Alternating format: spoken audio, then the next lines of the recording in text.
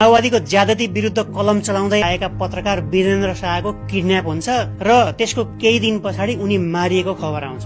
विभत्स घटना भएको फोटोहरू बाहिर आउँछन् अनि आरोप लाग्छ माओवादीमाथि। सुरुमा माओवादीले इन्कार गर्छ, तर अन्तमा 2007 को अक्टोबरमा प्रमाण सहित समाचार आएपछि बल्ल माओवादीले त्यो हत्या आफूले गरेको हो भनेर स्वीकार गर्छ। यो घटनामाथि अमेरिकाले माओवादीमाथि फेरि प्रश्न उठाएर पत्र पठाउँछ मानव अधिकारको हननको विषयलाई लिएर। त्यसको जवाफमा फेरि माओवादीकै नेता कृष्णबहादुर महराले एम्बेसीलाई अर्को चिठी लेख्छन्, दोस्रो चिठी। अनि यो चिठी पनि फेरि महराबाट अथवा माओवादीबाट अमेरिकी एम्बेसीमा पठाउने उनै सम्पर्क सूत्र हुन्छन्, जो बाबुरामका मान्छे पनि भनिएको छ यही अमेरिकी एम्बेसीको विकिलिक्समा।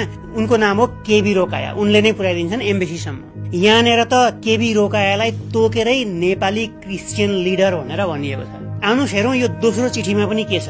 चिठीको मुख्य अंश म यहाँ बताउँदैछु। यहाँनिर महराले भनेका छन् कि तपाईहरुले हाम्रो पत्रको जवाफ दिनु भएकोमा धेरै धेरै धन्यवाद र तपाईहरुको विश्वास जित्न सक्छौं भन्नेमा हामी आशावादी छौं। अर्थात् यो भन्दा अगाडि पनि अमेरिकी एम्बेसी र माओवादीको बीचमा केही पत्रचार भएको रहेछ भन्ने कुरा यसले देखाउँछ। उनी अगाडि भन्छन्, हाम्रो दक्षिणी छिमेकीमा बीजेपी आइसकेपछि नेपालमा राजतन्त्र र हिन्दू धर्ममाथि उनीहरूको समर्थन देखेर हामी चिन्तित छौं। बीजेपीले पैसा र पावरले पेलेर नेपालमा उनीहरूको पक्षका मान्छेहरूलाई अब आउने संविधान सभाको चुनावमा जिताउँछन् अनि फेरि नेपाललाई हिन्दू राष्ट्र नै बनाउँछन् कि भन्ने हाम्रो चिन्ता छ।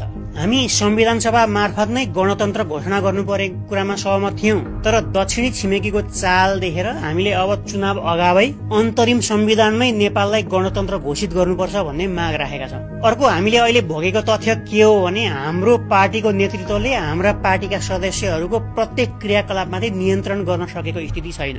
पहिला तपाईहरुका राजदूत र कर्मचारीहरूप्रति भएको हमलामा हामी गलत थियौं भनेर हामीले माफी मागेका छौं। अहिले फेरि अर्का पत्रकार वीरेन्द्र महतोको एब्डक्सन र हत्यामा पनि हाम्रै सदस्यका हात रहेको प्रमाणित भएसँगै हामीलाई अत्यन्तै दुःख लागेको छ। यो भन्दा अगाडि मैले पठाएको पत्रमा यो काम हाम्रो पार्टीले गरेको होइन भनेर मैले भनेको थिएँ, तर अहिले हामीले नै गरेको भन्ने प्रमाण बाहिर आइसकेपछि हामीलाई यो घटनाले लाजमर्दो बनाएको छ।